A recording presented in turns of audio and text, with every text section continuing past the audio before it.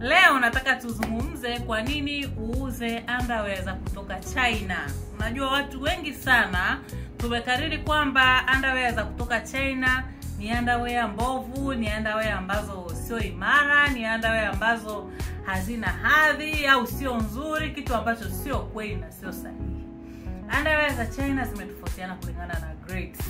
Mfano niseme kuna za 8,000, kuna za 10,000, kuna za 50,000, kuna za 60,000.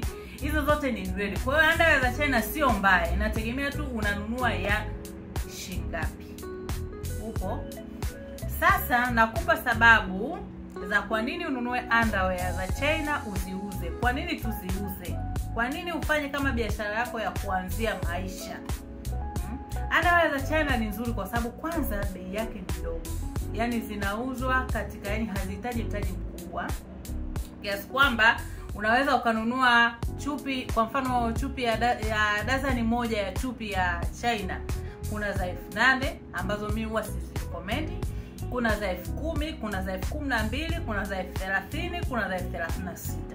Sasa inategemea wewe unataka uze underwear za shilingi ngapi na unamuuzia nani, hilo ndio swali.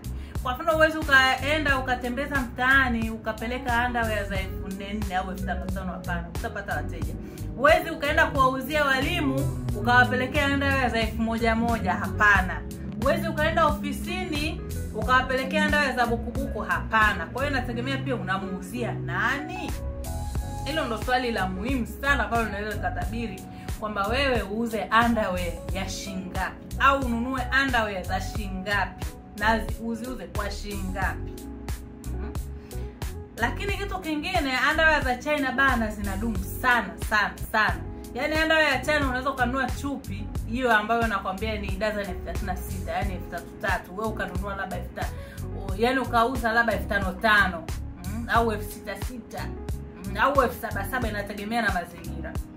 Ukanunua hiyo chupi, unainunua leo, unakaa nayo mpaka inachanika, yani ni miezi 6, 7, 8 hadi mwaka.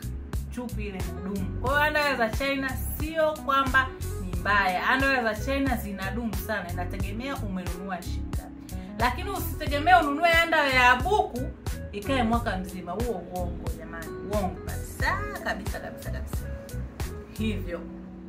Sababu nyingine ya tatu jamani, vitu vya China vina aina nyingi. Yaani ukiingia kwenye soko la underwear upande wa nguo za ndani kutoka China, yani kuna masupplier wengi sana, na kuna design nyingi sana, kiasi kwamba mfano kwenye chupi una uwezo wa kuwa na dozen aina hata 40, lakini chupi design tofauti. Wachina ni very creative. Wachina ni watu ambao wanafanya kazi usiku, yani kila siku wanatoa new design, Kwa hiyo unaweza ukajikuta yani wewe una varieties nyingi sana. Yani mteja anafika anachagua mpaka anachoka mwenyewe kwa kweli. Kwa hiyo kwenye upande wa design na kwenye upande wa aina nyingi, kwa upande wa China wamedesign sana na design nyingi sana. Lakini kitu kingine ni upatikanaji.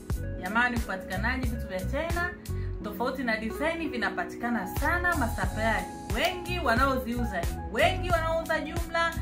Kwa hiyo kwenye isho upatikanaji vinapatikana muda wowote. Yaani ukisho unaweza, tofauti na vitu vya Uturuki ambavyo wenyewe unakuta ambao wanaleta ni wachache kulingana na bei zake. Lakini vitu vya China unavipata muda wowote na design yoyote unayotaka at any time.